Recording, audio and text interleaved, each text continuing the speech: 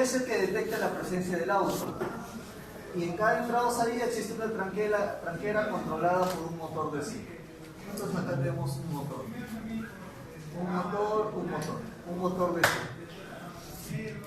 Además se quiere visualizar la información en un display de 7 segmentos, ¿no? Para que indique cuántos autos existen en el estacionamiento. Y a nivel de programación nos dicen que tiene que ser todo común. Y a nivel de programación nos piden que no se permite el ingreso de autos cuando el estacionamiento está lleno. O sea, cuando ya hay 9 autos, por más que funcione el sensor de entrada, detecte, ese motor no debería activarse. Entonces vamos a trabajar esa parte. A ver, el display de 7 segmentos, ya el display, este va a ser el microcontrolador. El display de 7 segmentos lo vamos a poner en el puerto D. En el puerto D.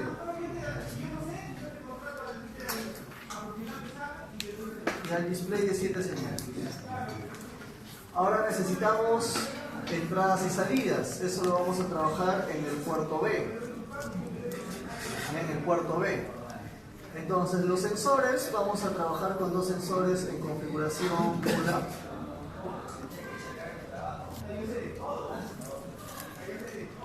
¿Ya? Y esto lo vamos a poner, digamos, al RB0 y al RB1. 2 entradas, 2 sensores. Y en los motores DC, para controlar tanto la subida como la bajada, necesitamos 2 pines. 2 pines para controlar cada motor. Entonces, para eso vamos a usar un puente H. Por ejemplo, un L298, un L293. Entonces, aquí vamos a tener el motor de entrada y el motor de salida. Y para el control vamos a usar, por ejemplo, el RB1 y el RB2, ¿ya? Para el motor 1. Y para el motor 2, el RB3 y el RB4. Ya sea controlando directamente sus pines, sus 2 pines de control y de enable a 5 voltios, o invirtiendo los pines, ¿no? Usando un inversor para invertir los pines y otro pin para el enable, ¿no? Al final, para esta aplicación puede ser de cualquiera de las 2 configuraciones. Entonces ya tenemos las entradas definidas, las salidas definidas y el resto pues básicamente en programación. Tenemos que definir, muchachos, cuál va a ser el cristal con el cual vamos a trabajar, ¿no? ¿Cuál va a ser el cristal con el cual vamos a trabajar? Y para eso hay registros, ¿no? Y existen registros en el cual yo voy a configurar el cristal, voy a configurar el watchdog timer, el power on reset, etcétera, etcétera. Entonces, muchas de las cosas, por ejemplo, ya no se las explico o no se las he explicado porque ustedes al ver en Assembler lo han visto con mucho más detalle. Es por eso que muchas de las cosas incluso lo salto nada más, no lo explico. No salte, no salte mucho. Si no saben, entonces ¿cómo pasa? Ya, entonces, vamos a ver algo de reloj, muchachos. Oscilador.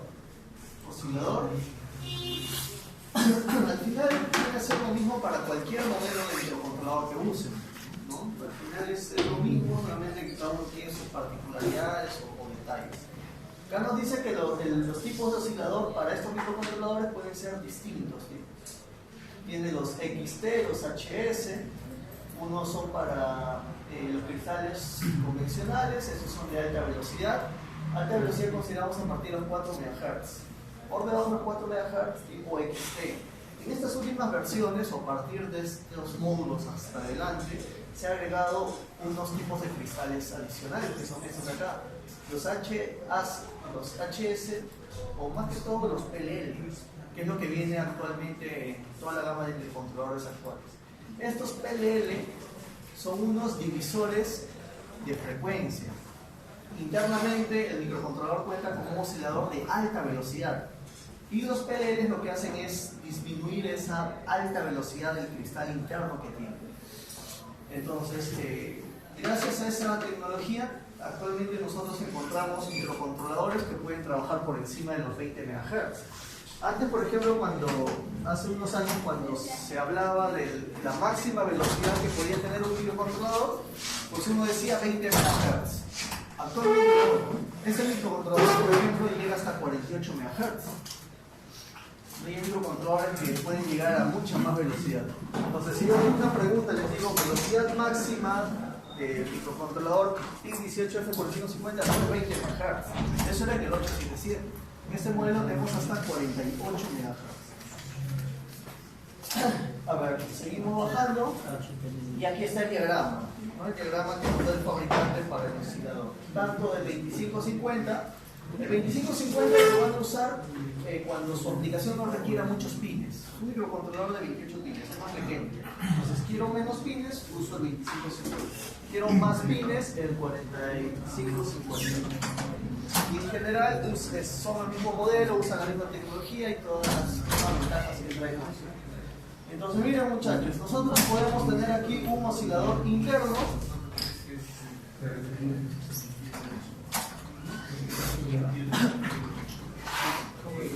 Miren, podemos, silencio por favor, podemos tener un oscilador interno, trabajar con un oscilador interno o trabajar con un oscilador externo.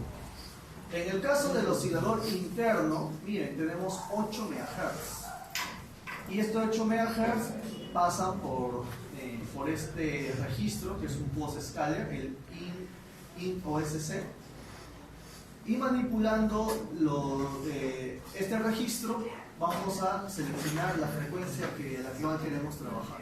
Si queremos 8 MHz, en el registro OSC en los bits de 6 al 4, ponemos 1, 1, 1.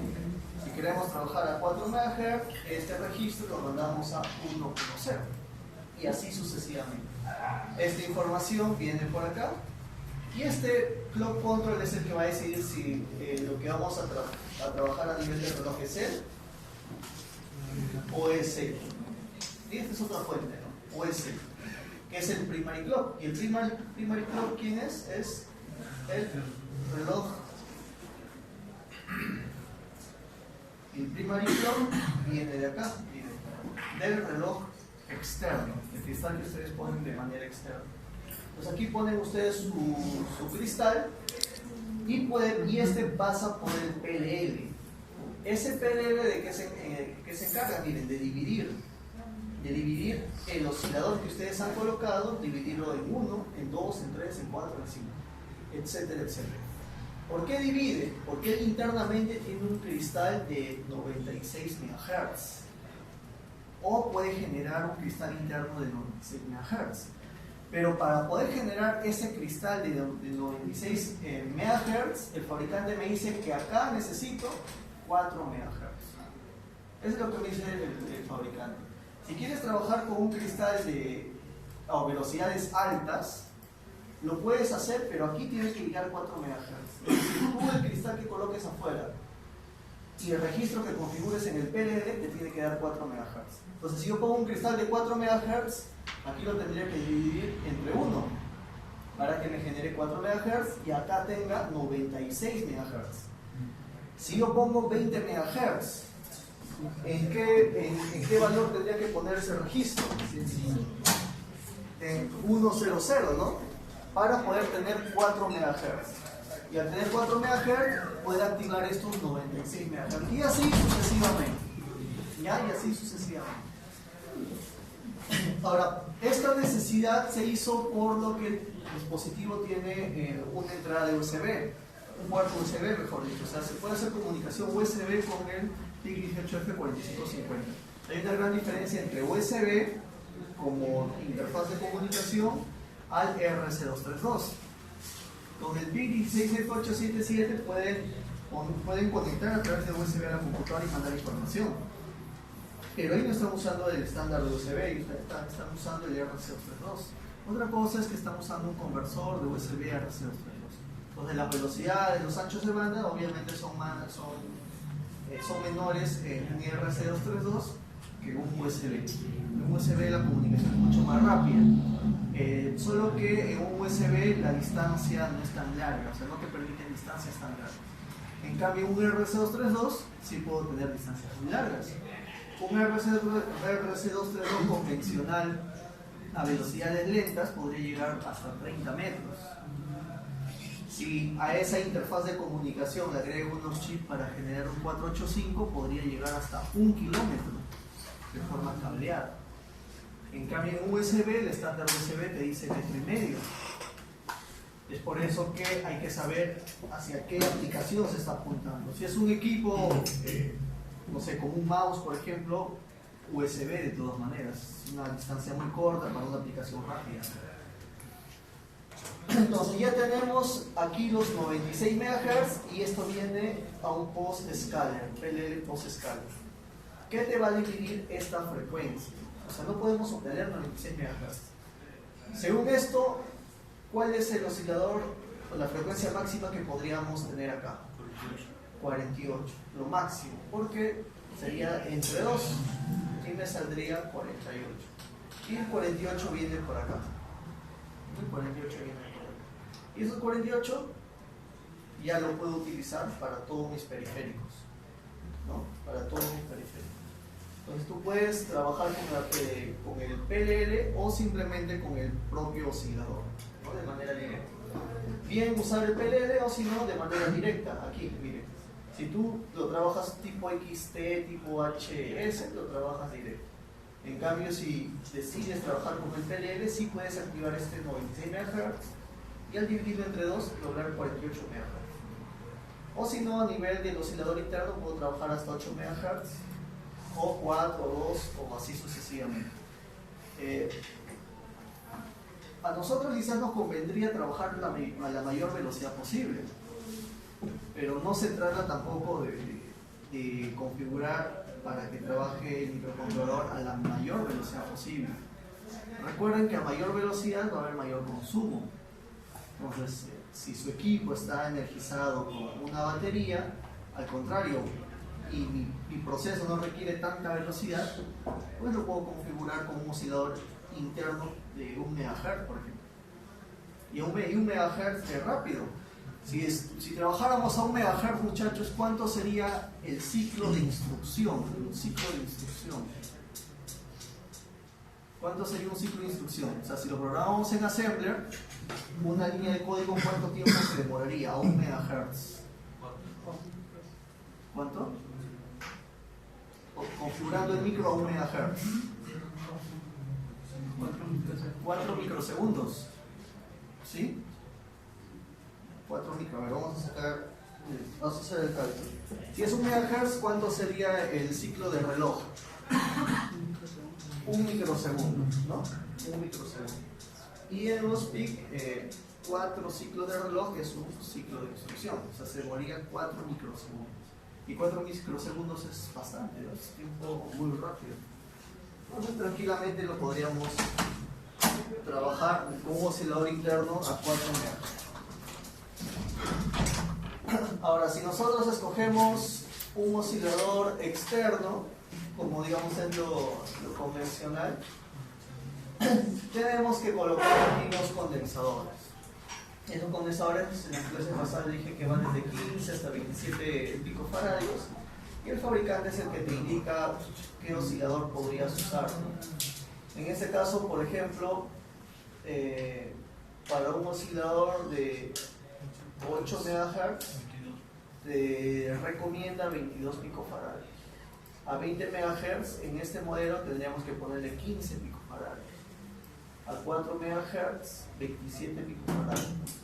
Y valores intermedios pues al más cercano, quizá. Entonces eso no te va a hacer mucha diferencia. O sea, si le pones es por eso que muchos le suelen poner el intermedio, que es el de 22 picofaradios, y el micro va a funcionar bien. Pero obviamente siempre hay que tratar de colocar el valor que nos recomienda el fabricante.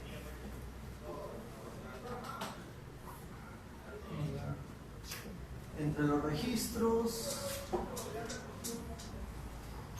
¿dónde es para el oscilador interno?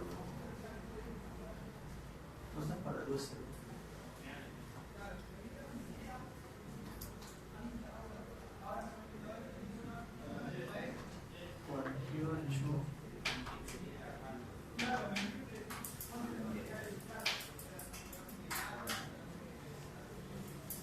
Aquí está, miren. Si tú ingresas un oscilador de 20 MHz, si vas a usar el PLL, tienes que dividirlo entre 5 para obtener los 4, ¿no? Los 4 MHz. Y teniendo esos 4 MHz, vas a configurar los 96 MHz internos. Esos 96 MHz, aquí está, como PLL, ¿no? Esos 96 MHz, si tú le pones un divisor de 2, te va a dar 48 MHz. ¿No? Si le pones un divisor de 4, te va a dar 24 MHz para el microcontrolador. Y tú trabajas con un oscilador de 4 MHz, lo tienes que dividir entre 1 para que tengas 4 MHz y activen los 96. Aquí está HSPL. Entonces, esos 96, lo mínimo que puedes hacer es dividir entre 2 para obtener 48 MHz. Entonces, es lo mismo que explicamos hace un momento. Ahora, si trabajamos con el oscilador interno, tenemos que configurar el registro OSC COM, en el cual en el bit 6 a 4, ese que aparecía en la base de datos, este 7, eso acá, es decir, los IRSF, que va desde IRSF0 hasta IRSF2. Si tú los configuras como 111, vas a trabajar a 8 MHz de manera interna. Si lo configuras a 110, vas a trabajar a 4 MHz de manera interna. Entonces hay que recordar este registro, ¿ya? El OSCOM. Y ese OSCOM es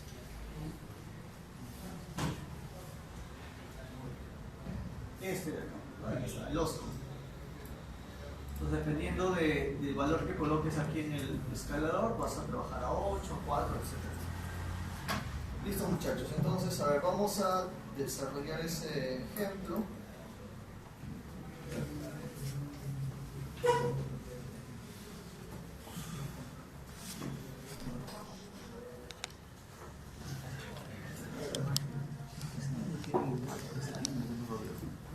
Que vamos a crear ¿De qué? un proyecto nuevo.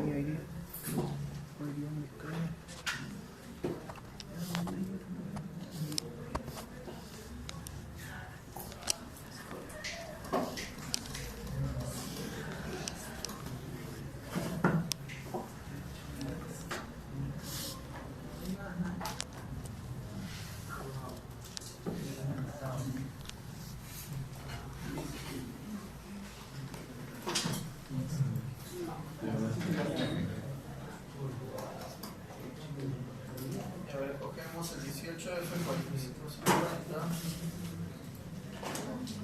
y tipo simulador. Ahora, si ustedes ya quieren programarlo directamente al micro o trabajar con el micro, pues escojan el PT3, ¿no? Digamos que es el más comercial que se tiene. Entonces, cogemos el simulador y el XC8, que viene a ser nuestro compilador. Entonces voy a escoger el drive.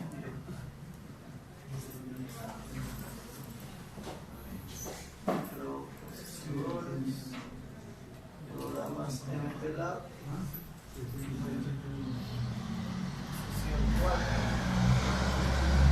Y dentro de sesión 4 voy a crear una carpeta que se llame, por ejemplo, guión abajo 1, por ejemplo. Y aquí le vamos a poner aplicativo,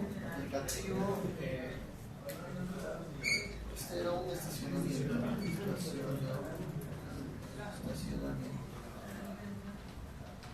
y finish.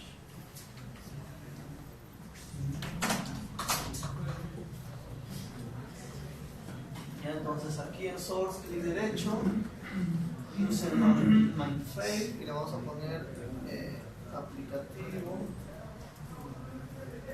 estacionamiento.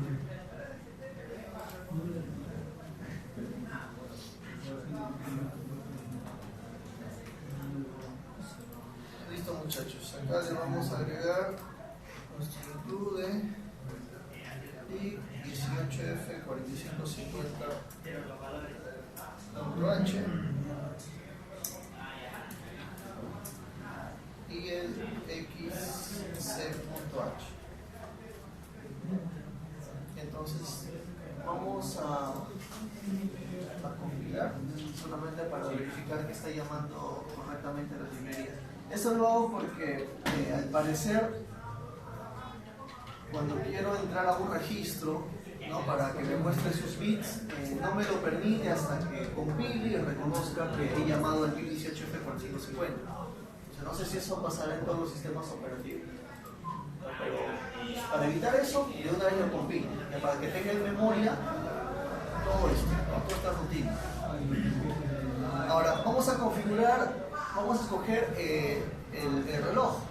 Para eso podemos hacerlo a nivel de código, poniendo los fuses, pero Microchip ya nos permite hacerlo de manera más directa. Le dan clic a Windows, a Tag Memory Views y seleccionamos configurador de bits. Target, Memory Views y Configuration Bits.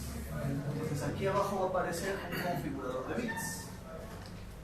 Entonces acá siempre con la hoja de datos.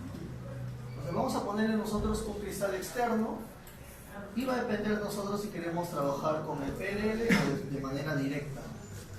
Entonces aquí escogemos el cristal con el cual vamos a trabajar. Si es un HS es porque voy a trabajar con un oscilador mayor a 4 MHz.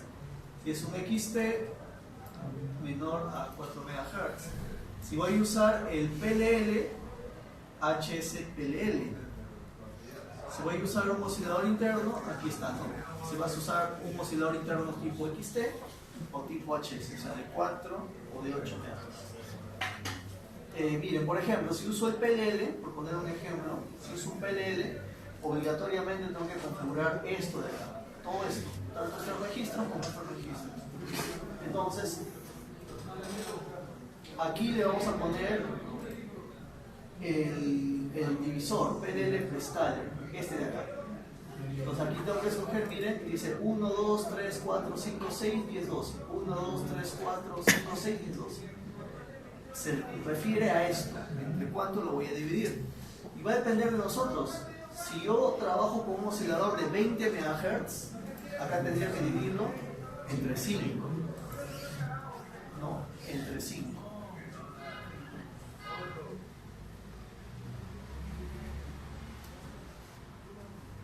Y acá miren, me dice, lo está dividiendo entre 5, entonces él asume que vas a ingresar 20 MHz. Si lo hubiera dividido entre 1, es porque qué tipo de oscilador estamos ingresando. 4. Entonces él entiende, no va a ser de un preescaler, va a ser solamente entre 1, porque él entiende que tú estás ingresando un oscilador de 4 MHz. Entonces eso tiene que tener en cuenta. Luego el post-scaler, este de acá, entre 2, entre 3, entre 4 y entre 6, ¿no? Entre 2, entre 3, entre 4 y entre 6. Entre 2 para obtener 48 MHz. Si no, simplemente este de acá lo trabajamos como HS y este de acá no va a influenciar, ¿no? Porque estamos trabajando con HS. Luego el Power Up Timer Enable Bit, ¿no? Este es un registro que sirve para energizar al microcontrolador, pero en base a un tiempo determinado. Entonces, cuando uno energiza el microcontrolador, no llegan los 5 voltios de manera directa, sino que el voltaje va incrementando poco a poco, ¿no? Obviamente ese proceso es rápido. Sin embargo, para el microcontrolador, por las altas velocidades que trabaja, él sí puede detectar ese tiempo de subida de la alimentación. Entonces, si tú lo habilitas, estás indicando de que él tiene que pasar cierto tiempo para recién energizarse. Si no, él se va a energizar desde el voltaje mínimo de trabajo. Y si vemos en la hoja del fabricante, él no se energiza con 5 voltios. Con menos voltaje el micro ya puede empezar a trabajar. El problema es que quizás como todavía no estás con los 5 voltios, los periféricos quizás podrían tener un trabajo inadecuado. Entonces por eso se recomienda mejor que cuando llegue ya recién a los 5 voltios todo el micro se encienda. Entonces normalmente se activa el Power Up Timer. Luego el Watchdog Timer me sirve, estos registros sirven para que cuando el microcontrolador se cuelgue, ¿no?, por alguna mala programación, el micro de manera automática pueda salir. O sea, ya no va a ser necesario reiniciar al micro en caso notemos que el microcontrolador se haya colgado. Pero a nivel de programación debemos hacer cierta codificación, ¿no? Entonces se asume que uno está programando bien lo necesario y se suele desactivar. Pero en algunas aplicaciones donde sí se requiere auto reinicio, se activa el Watchdog Timer y sí hay que agregar codificación a todo lo que se ha hecho. Luego, este level, el Single Supply Enable Bit, el Master Clear, ¿no?, lo vamos a habilitar para que se pueda reiniciar por ese pin. Watchdog Timer, Power on Reset. ¿Qué más? Este es el Enable Bit. Este también son para los niveles de voltajes, acá no lo vamos a usar. Watchdog Timer, Power on Reset, el oscilador, el board, ¿dónde es el board? Aquí está. Esto es lo mismo para nivel bajo, ¿no? Para el nivel bajo. Acá lo voy a desactivar. Es para nivel bajo. El de arriba es para nivel alto, este es para nivel bajo. O sea, casi me interesa que apenas esté por un nivel bajo y el microcontrolador se apague, ¿no? Entonces no tengo que esperar tiempo. Y listo. Lo del PLL es opcional, en caso ustedes quieran trabajar a una mayor frecuencia. Yo lo estoy trabajando como HS. Digamos que vamos a trabajar a 20 MHz. Si trabajo a 4 MHz, también es un HS, ese no hay problema. En el 4 para arriba lo mantenemos en HS. Y finalmente, miren, acá pueden hacer la code protection, ¿no?, si quieren proteger su código. Cuando ustedes conectan su microcontrolador al programador, al PIC 2, 3, etcétera, etcétera, ustedes pueden leer el contenido del microcontrolador, pueden leer el hexadecimal. Una vez que leen el hexadecimal, ese hexadecimal ustedes lo pueden almacenar y lo pueden cargar a otro microcontrolador. Entonces, imaginemos que tenemos una tarjeta, una tarjeta que hace cierta aplicación en base a este micro, y de un momento a otro la tarjeta ya no funciona. Ya la tarjeta no funciona. Entonces, ¿qué es lo que hacen, muchachos? Reemplazan la tarjeta, pero como el micro quizás está dañado, conectan a un programador y extraen el punto X. Ese punto X lo pueden volver a programar a otro micro y ya está funcionando. Pero imagínense que ustedes, cada vez que una tarjeta, ustedes han diseñado una tarjeta y cada vez que una tarjeta falla, ustedes quieren venderle una nueva tarjeta al cliente, o sea, no quieren que el cliente lo haga. Entonces le ponen una protección de código. Con la protección de código, cuando uno pone el programador al microcontrolador y quiere hacer la lectura del hexadecimal, no se lo va a permitir. Al no permitirle, pues no van a poder copiar el código que hace. Lo que se copia, muchachos, es el hexadecimal, no es el código, no es el punto ASM o el punto C. Son los unos y ceros. O sea, por más que tú no le hayas puesto protección de código, o al leer los unos y ceros, esa persona no va a saber tu programación. O sea, no se va a poder convertir de unos y ceros a C o a server, ¿no? Pero sí le vas a permitir que él pueda clonar esa información a varios microcontroladores. Entonces, va a depender si quieren habilitar la protección o no. Y aquí abajo hay un botón que dice generación de fuente. Le damos clic y todo el procedimiento que hemos hecho a nivel de configuración te lo vamos a poner acá. Entonces, antes en Assembler quizás esto lo escribíamos, ¿no? Pero las configuraciones básicas. En este caso, él ya te lo da, ¿no? Entonces, lo único que tenemos que hacer es copiar todo esto. Lo copiamos y eso lo pegamos aquí arriba. Entonces, aquí vamos a hacer unos comentarios. Y vamos a poner inicio de configuración de fusios. Y acá fin de configuración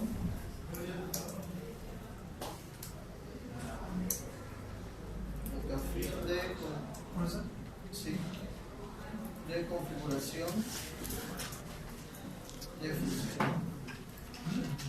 Y pegamos. ¿Ya? Y pegamos. A ver, perdón.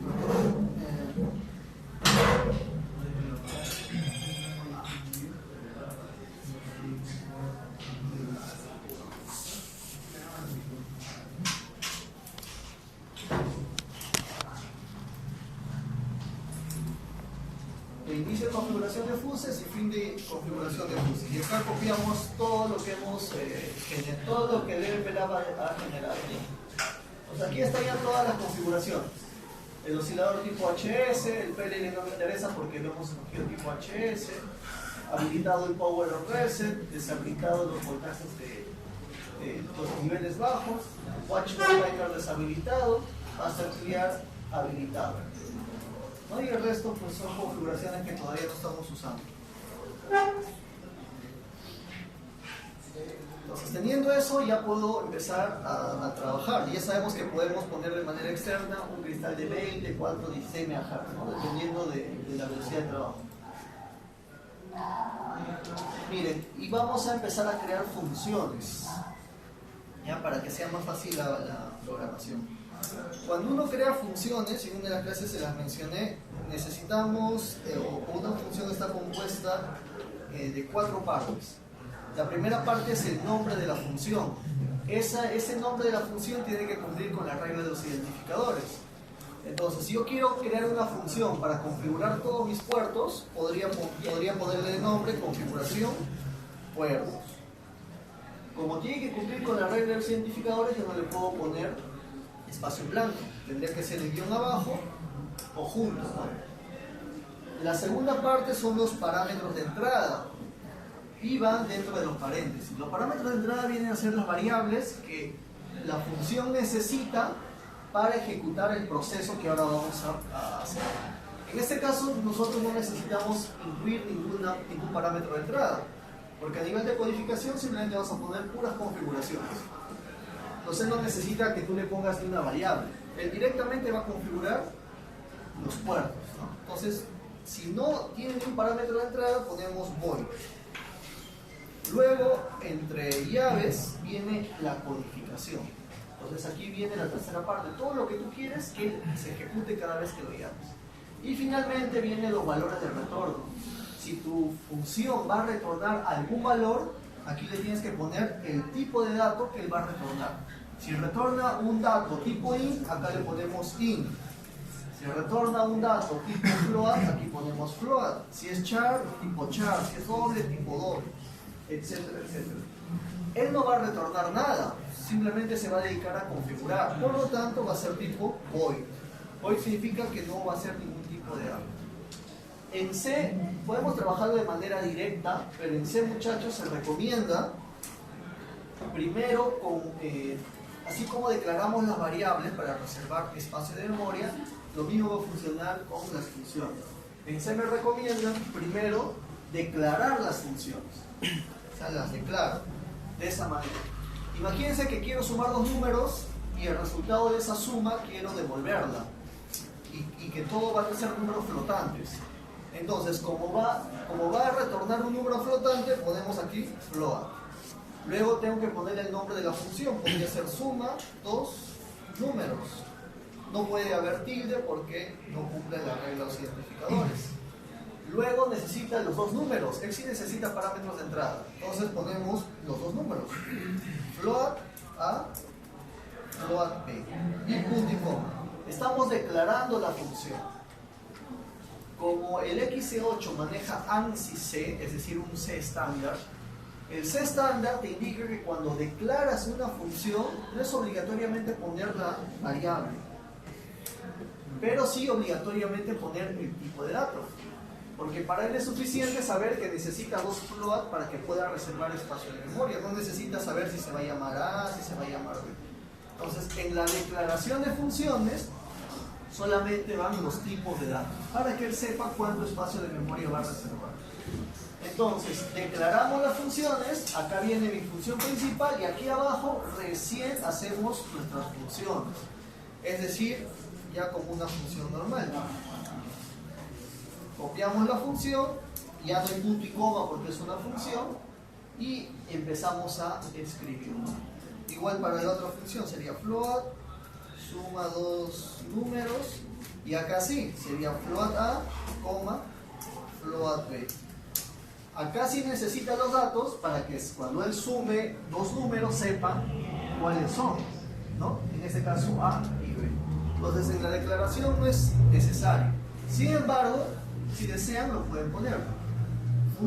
para no confundirse con la declaración y el desarrollo, una vez que aquí hacen el desarrollo, lo único que hacen es copiar esto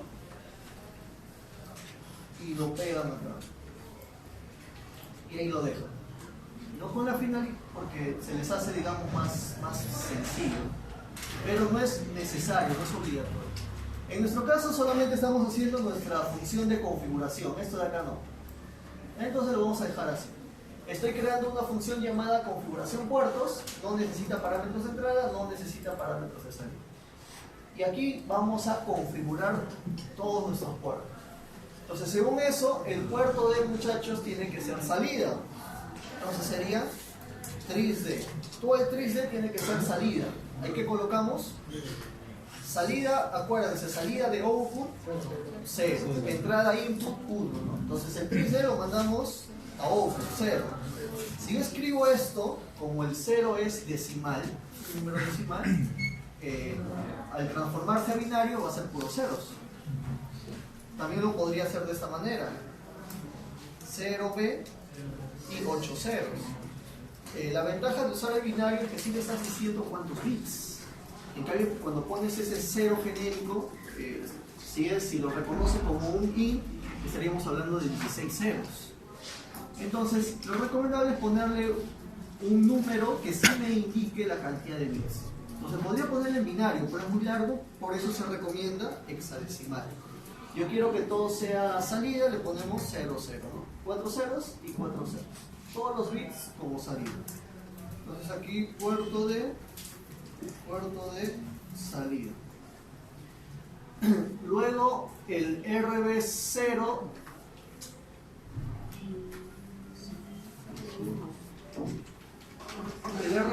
y el RB1 van a ser entradas. Y aquí el RB2, RB3, RB4 y RB5, ¿no? Entonces RB0 y RB1 van a ser entradas. Entonces 3B bits punto y buscamos nuestro RB0. Ahí está. Y este tiene que ser entrada. No tiene que ser entrada. Entonces le ponemos 1. Luego, esto lo vamos a copiar. Y el 1 también tiene que ser entrada. Luego el 2 va a ser salida. Y así sucesivamente. Otra manera, muchachos, ¿cómo sería?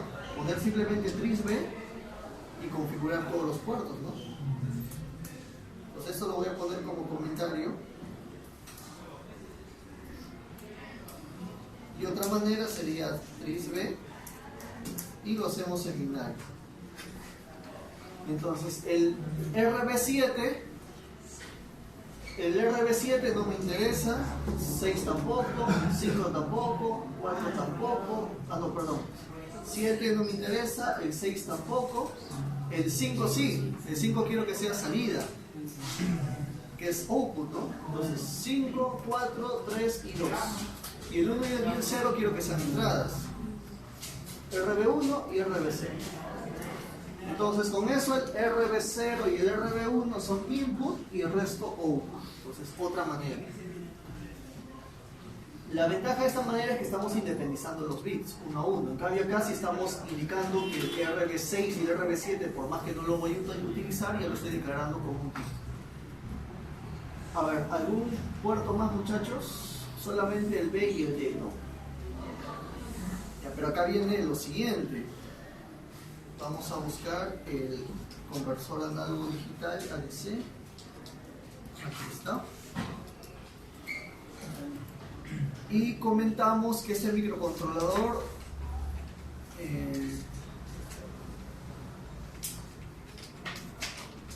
miren, para los pines de 28 pin, para los microcontroladores de 28 pines, como el 18F2550, tiene 10 entradas análogas y 13 para los pines de 40 y 44 pines, como es el micro que estamos usando. Entonces, en la clase pasada, muchachos, comentamos que el puerto A por defecto está configurado como entrada analógica. pero en el puerto A no están los 13 pines. Hay parte del puerto B que también está configurado por defecto como entrada analógica. Entonces, si revisamos esta tabla, miren, se va desde el analógico 0 hasta el analógico 12, ¿no? Desde el analógico 0 hasta el analógico 12. Y esos analógicos 0 y analógicos 12 consumen pines del puerto A y del puerto B. Entonces, muchos de los pines que pensamos usar como entrada o salida digital ahorita son entradas analógicas. Entonces, para configurar a todos como salidas digitales o entradas digitales, tengo que mandar a 111 un registro. ¿Qué registro? El registro PCFG. PCFG, bueno, es una porción de bits del registro ADCOM1. Y aquí está el PCFG. Entonces, del registro ADCOM1 tengo que manipular el bit 0, bit 1, bit 2 y bit 3. Entonces modificamos el ADCOM1. Entonces, primero hacemos eso. ADCOM1.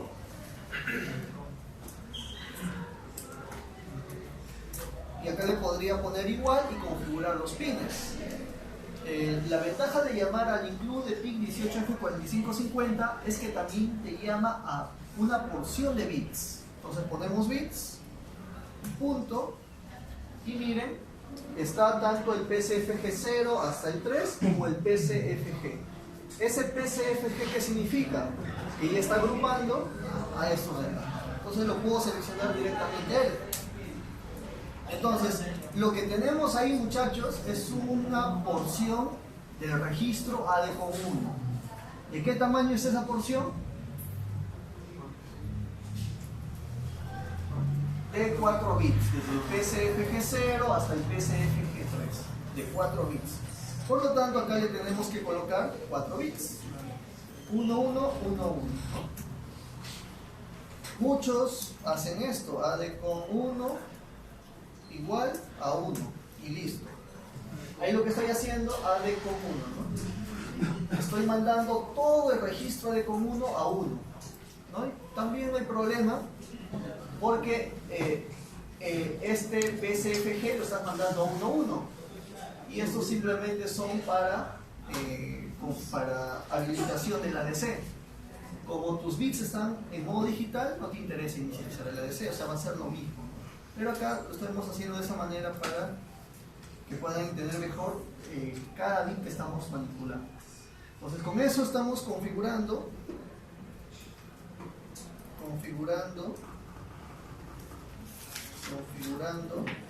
analógico 0 hasta analógico 12 como digitales.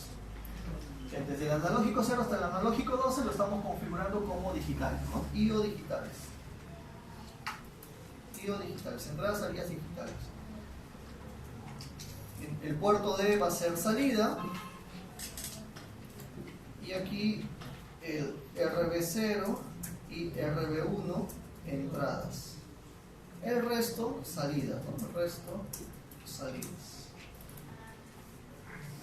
Listo, ¿alguna configuración más?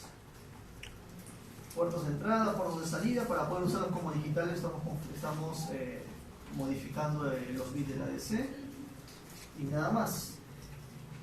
No, nada más. Entonces, lo único que hacemos, muchachos, es en mi programa principal, lo primero que voy a hacer es configuración de puertos. Y luego entro a un while infinito, en el cual ya va a venir mi codificación, ¿no? Entonces llamo configuración de puertos y se ejecuta todo eso. Entonces cualquier configuración adicional que quieran hacer, simplemente van a la función. Y digamos que ya tenemos más ordenado el programa principal. A ver, acá hay un error.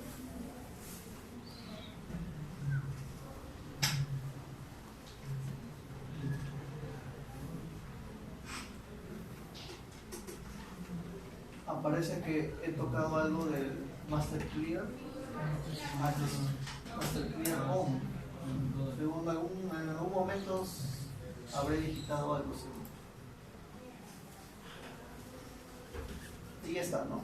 Ya está configurado. Entonces, hasta ahora todas las configuraciones son correctas. Ya viene la codificación.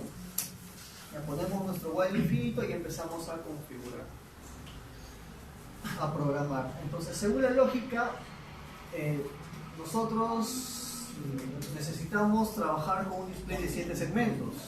Entonces, para eso vamos a crear nuestro arreglo de datos, ¿no?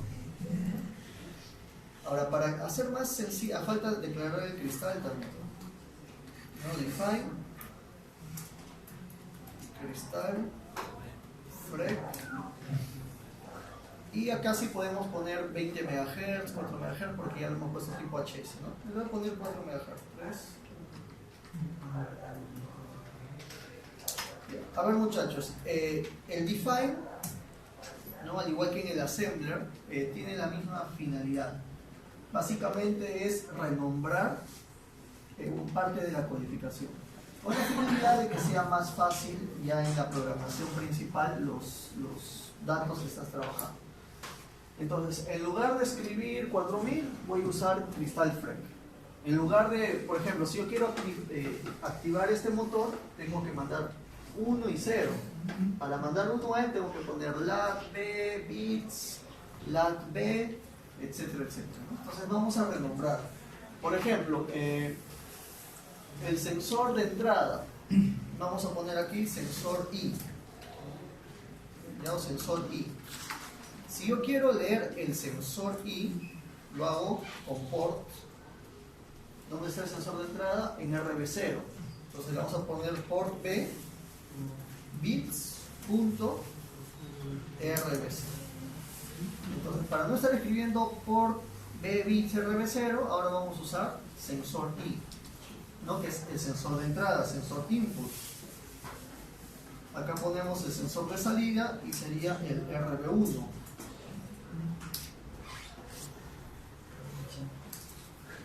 Luego vamos a poner el motor 1A, que va a ser el RB2. Motor, le vamos a poner motor I, ya, de input, RB3.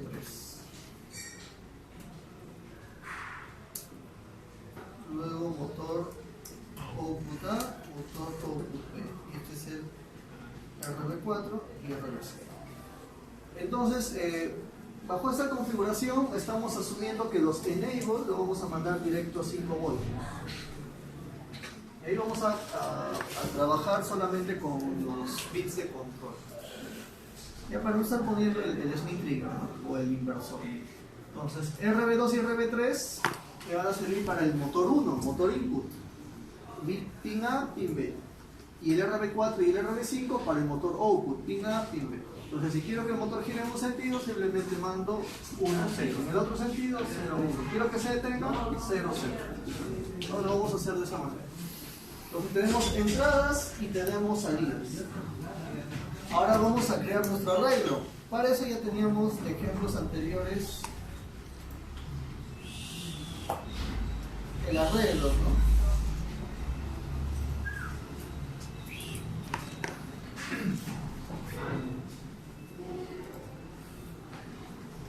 Entonces hemos creado un arreglo tipo entero llamado AC, ánodo común, de 10 posiciones, ¿no? De 10 posiciones.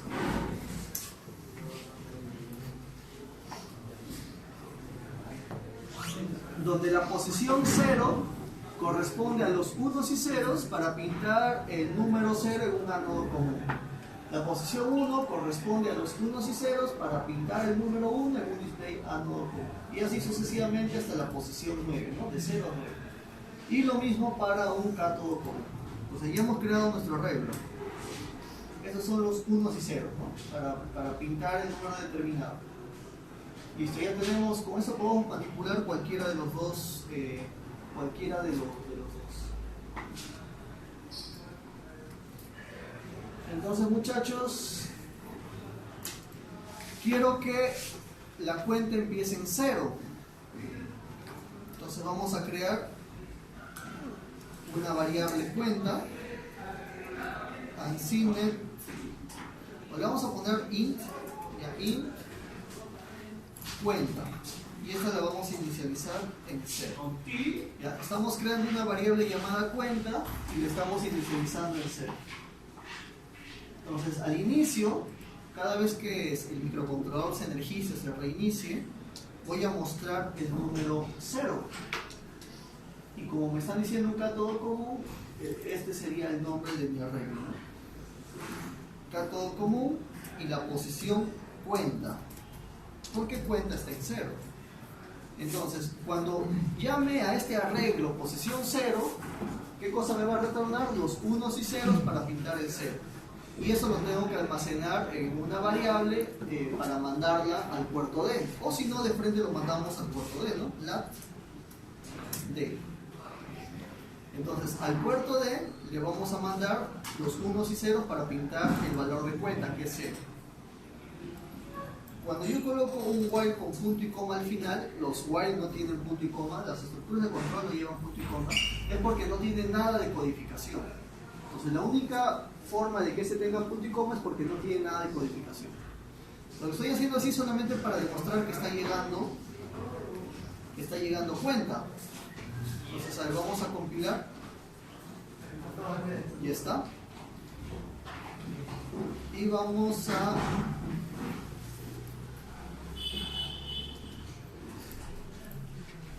ir a nuestro simulador.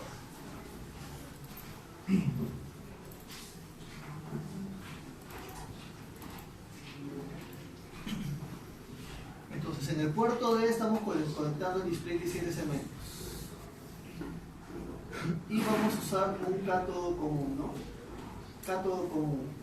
Este sería el cátodo común. Entonces es RB0, RD0, RD1,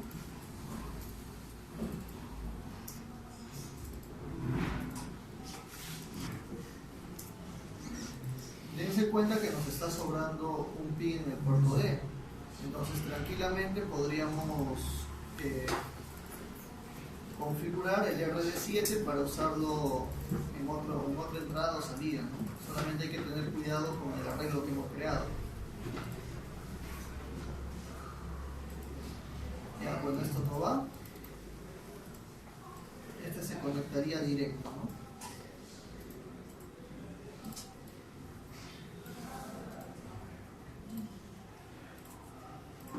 Y es RB2 y RB3.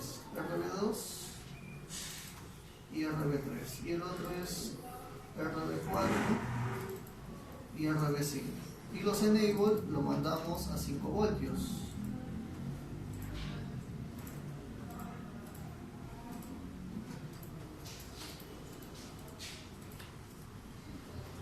Y está motor 1, motor 2. Las entradas RB0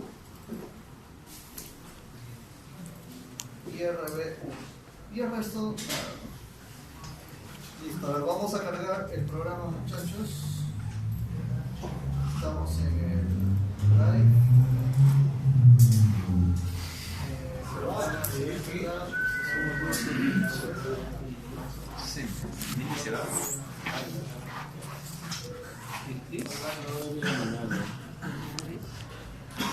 Y aquí estamos trabajando a 4 MHz, ¿no? De 4 MHz, ¿cuánto era el valor de los condensadores?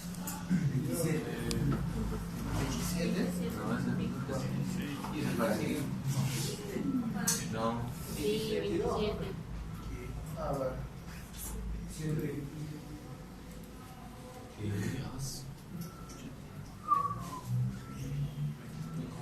Oscilador. 27. No, que no confía, pero. Punto, pero no tiene fe.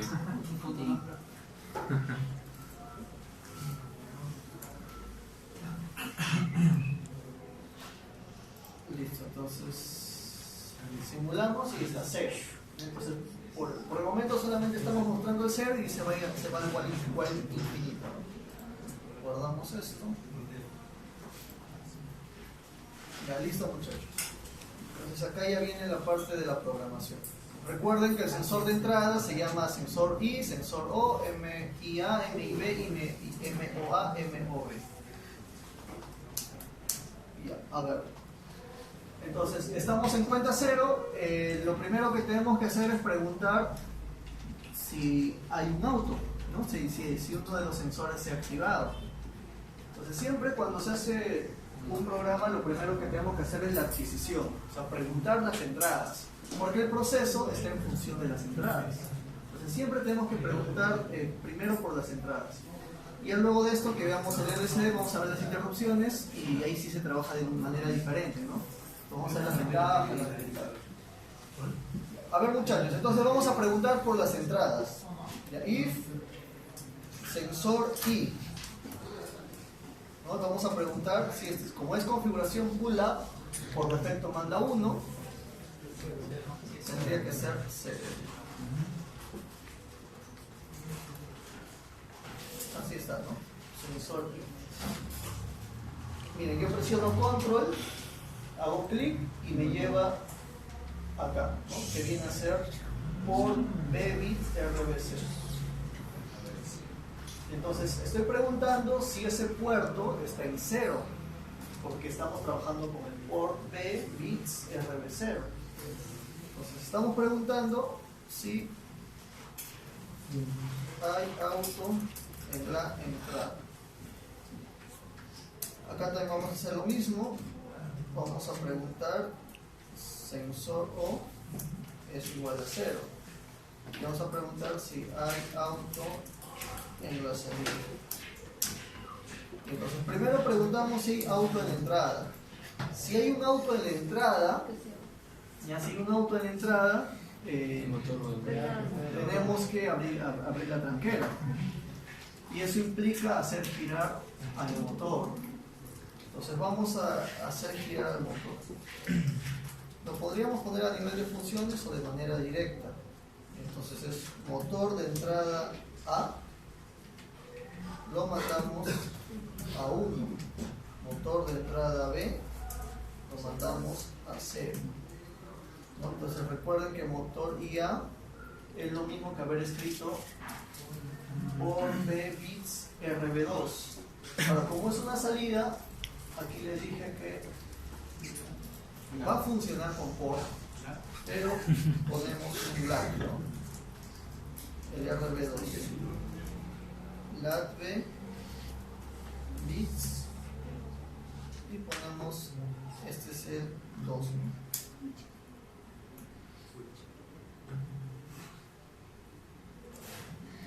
Este es el 3.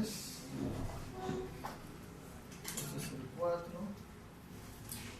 Este es el 5. El lat fuerza al registro port a que sea 1-0.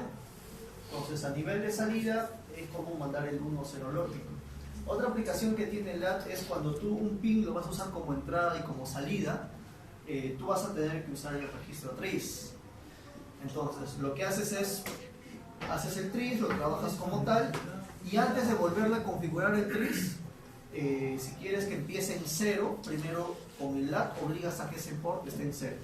Una vez que el port esté en 0, recién nuevamente haces el tris para configurarlo como entrada o como salida.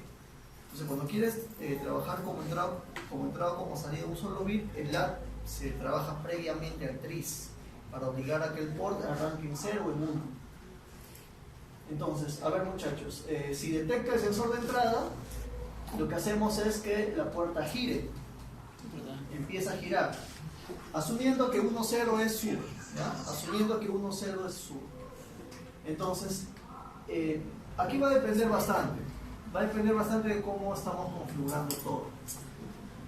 Esa puerta va a subir hasta que llegue a su tope, ¿no? Hasta que llegue a su tope o hasta que el auto termine de pasar. Normalmente es hasta que llegue a su tope, ¿no? Porque llega a su tope y el auto podría seguir pasando. El auto podría detenerse y el motor y la tranquera va a llegar a sus 90 grados y tiene que detenerse. Entonces, para que esa tranquera se detenga, muchachos, lo podemos hacer de dos maneras, ¿no? Una es asumiendo que va a llegar a los 90 grados en un tiempo determinado. O lo ideal o lo normal es ponerle un sensor, ¿no? Un limit switch, por ejemplo. Entonces ponerle un limit switch para que cuando detecte ese limit switch el motor se detenga. Entonces podríamos aprovechar acá que tenemos dos sensores más para el limit switch.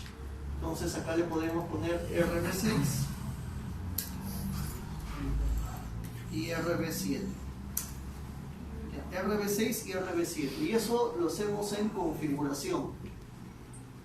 En configuración. El RB6 y el RB7 quiero que sean entradas. Entonces, 1, 1. Y entonces acá también vamos a poner un comentario. Aquí podríamos poner RB1 y RB2 entradas. Pero para la otra puerta no también se necesita dos. No, claro. Lo que pasa es que ahorita estamos poniendo ese limit switch para la subida. ¿No? O sea, un limit switch para la subida, pero cuando baje, ¿cómo sabemos que ya llegó a 0 grados? Tendríamos que ponerle otro sensor. O sea, tendría que ser 2 sensores por puerta, uno para arriba, otro para abajo. Y entonces vamos a tener que usar el puerto C. RB0 y RB1 entradas. Estos son sensores. RB2 al RB5 salidas y estos son motores. Luego RB6 y RB7 son entradas, ¿no? Limit switch. Y aquí vamos a configurar el 3C bits, el RC0 que sea entrada y el RC1 que sea entrada. Entonces aquí RC0 es entrada. Este viene a ser limit switch de salida. Y el RC1 también va a ser entrada y es para el limit switch de salida. Estos son limit switch de entrada. Y el limit switch de entrada. Entonces acá tenemos el limit switch de entrada que viene a ser RB6 y RB7 y aquí RC0 y RC1, ¿no? Para los limit switch de salida. Listo, bueno, ya declaramos eso acá y también lo vamos a definir, ya para que sea más fácil la programación. Entonces vamos a poner define limit switch y ya de limit switch de entrada, guión abajo up, y este va a ser el limit switch, es un sensor, sería port B bits punto y este es RB5, ¿no? O RB6. ¿Ya? Y limit switch input down que va a ser RB7. Ahora es el limit switch output. El up va a ser RC0 y RC1, ¿no? Port C. Listo, ya configuramos todo. La manera más sencilla hubiera sido ponerle aquí un retardo, nada más, ¿no? Asumiendo que, no sé, en 2 segundos sube, 2 segundos baja. Entonces, primero vamos a ponerle el tiempo, ya para ver que todo funciona, y recién le hacemos el algoritmo del sensor, ¿ya? Para corroborar que está funcionando. Pero primero vamos a asumir que en 2 segundos sube, 2 segundos baja. Luego eso ya lo reemplazamos por la lógica del sensor. Entonces, W-ms 2000, ¿no? 2 segundos. Entonces, aquí lo que estamos haciendo, muchachos, es motor motor de entrada sube, ya el motor de entrada está subiendo. Entonces, una vez que pasó los 2 segundos, detenemos al motor, ¿no? Y ese sería 0, 0. Sería suficiente con modificar un bit, pero le estoy poniendo los dos para que se note. Motor input detenido. A ver, ya subió el motor, muchachos, el motor se detuvo. ¿Ya? Entonces, ¿ahora qué hacemos? Tenemos que incrementar la cuenta, pero siempre y cuando el auto ya haya terminado de pasar. Entonces estamos asumiendo que la tranquera sube primero, que es la realidad, no sube rápido mientras que el auto está avanzando. Pues acá tenemos que preguntar si el auto ya terminó de pasar. Entonces eso lo hacemos.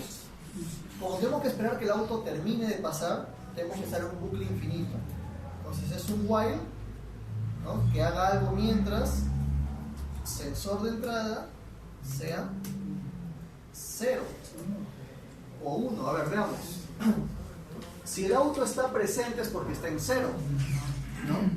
Y acá 0 es igual a 0, verdadero, por lo tanto el while continúa. Si el auto sigue, 0 es igual a 0, continúa. ¿Cuándo salimos del while? Cuando sensor input sea 1, o sea el auto ya terminó de pasar. Y ahí recién salimos del while. O sea, estamos esperando que el auto termine de pasar para recién salir. Una vez que salimos, ya incrementamos la cuenta. Ya puedo decir que tengo un auto. Cuenta más. Ya tengo un auto. Y lo que hacemos ahora es mostrar la cuenta. Para mostrar la cuenta, simplemente es filat de, va a ser igual, acá todo común, cuenta. Entonces al puerto D lo que voy a hacer es descargarle un array, bueno, los unos y ceros de la posición 1. Y eso se va a ver en cuenta. Pero tenemos que bajar la tranquera. ¿En qué momento bajamos la tranquera? Podría ser después de haber es que esto es rápido, si se dan cuenta, ¿no? Entonces sería después que pasa.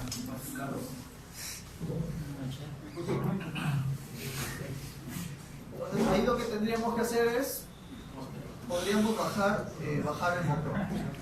Y al luego, muchachos, esto se puede mejorar bastante, porque viene la siguiente lógica. ¿Qué pasa si está bajando y detecta otro sensor? O el sensor vuelve a detectar un auto.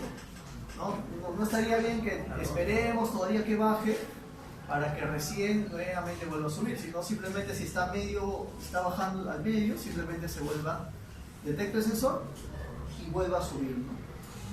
Entonces, por el momento lo vamos a trabajar así, de ahí lo vamos a ir mejorando, ¿ya? Y entonces lo que vamos a hacer ahora es que el motor baje.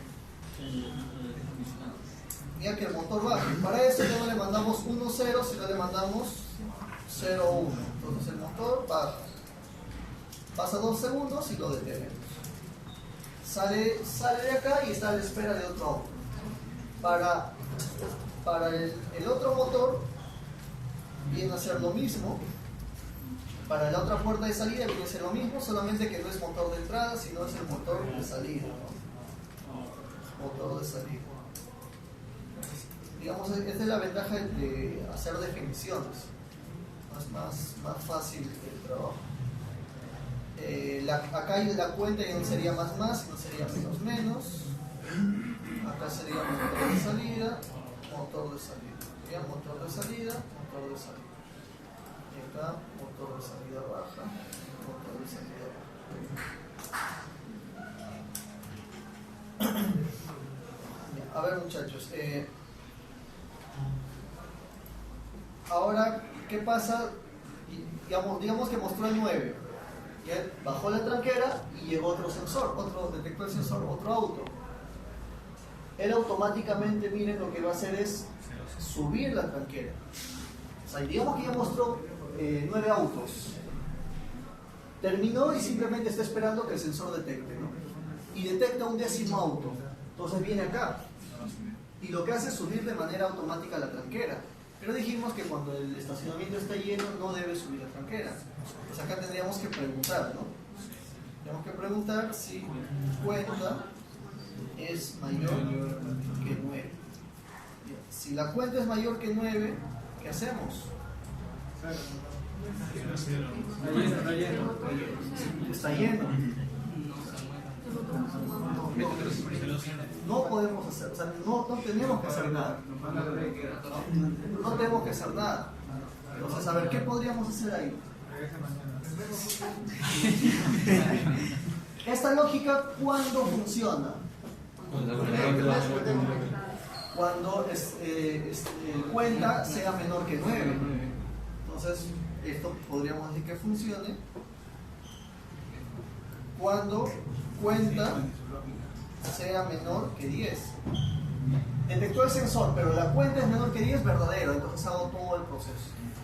Ahora, digamos que la cuenta es 9 y a 9 viene un... A ver, digamos que acá ya mostramos, detectó el sensor, digamos estamos en 8 autos, ya detectó el sensor, 8 menor que 10, verdadero. Incrementamos a 9 y mostró 9. Ahora, nuevamente viene otro auto, que vendría a ser el auto 10, ya, pero cuenta es 9, ¿no? Cuenta estamos en 9, entonces acá no sería si es menor que 10, porque va a venir 9, 9 es menor que 10, verdadero. Podría ser menor que 9 o igual a 9, ¿no?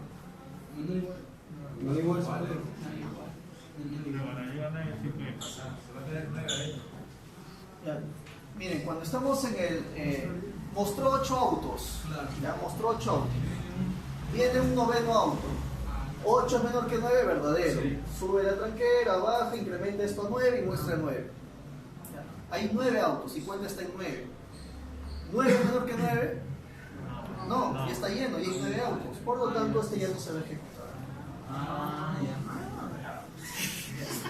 Y a la salida, muchachos, se tendría que poner algo.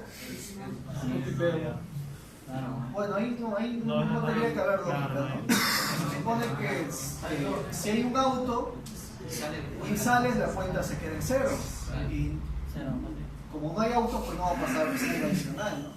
Ahora, obviamente, alguien puede pasar la mano, no sé, eso es otra cosa.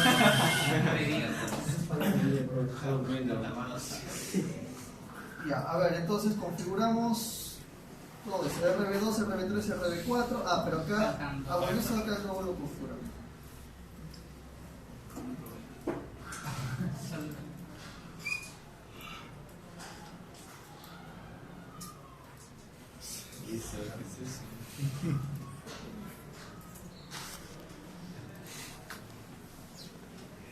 Y a ver, simulamos, estamos en auto 0. Entonces detecta un auto y empieza a subir. Entonces a la derecha estamos asumiendo que sube la tarjeta. Y ahí sube durante 2 segundos y se detiene, ya, porque ya llegó a su tope. Entonces estamos esperando a que el auto termine de pasar. Entonces, sigue activado. Entonces cuando el auto termine de pasar, ¿qué va a suceder? Se va a incrementar la cuenta 1 y esto va a bajar. Entonces 1 y este baja durante 2 segundos y se detiene. Entonces lo mismo, 2. Y ahora la salida, ¿no? Igual detecta, este empieza a subir 2 segundos y se detiene. Y cuando el auto ya terminó de pasar, es decir, el sensor no detecta, este regresa y detecta.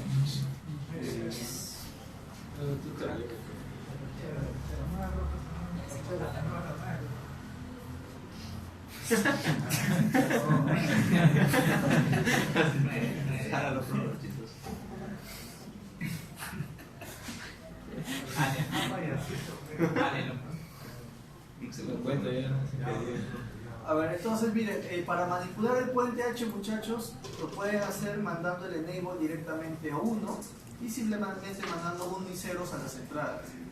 La otra posibilidad, que es la que les recomiendo, es poner un pin del microcontrolador al enable y el otro pin mandarlo al IN1 y simplemente poner un Smith trigger inversor al IN2. Lo que pasa es que si ustedes mandan 1, por aquí ingresa 1 y el negado 0, 1, 0. Si mandan 0, va a ingresar 0, 1. ¿Y cómo detienen el motor? Mandando al enable 1, ¿no? O mandando al enable, perdón, 1 para activar el motor y 0 para detener. La ventaja es que cuando se haga PWM para variar la velocidad del motor, ese PWM lo vamos a colocar acá, en el enable nada más. Va a ser un único PWM. En cambio, si lo hacemos de esta manera y queremos que el motor gire tanto a la derecha como a la izquierda con velocidades variables, vamos a tener que generar PWM acá, PWM acá, o sea, dos PWMs. Entonces, mejor es usando solo al enable.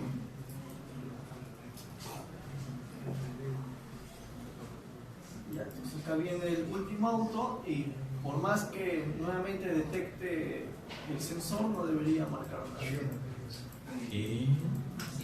Entonces, si un auto se va, debería mostrar solamente 8, ¿no? O sea, el acumulador se quedó en 9 siempre. Y acá recién ya puede ingresar un nuevo auto.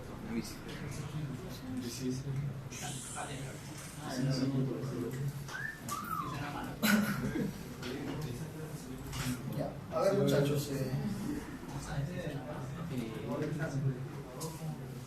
Ya, vamos a continuar a ver si nos alcanza el tiempo.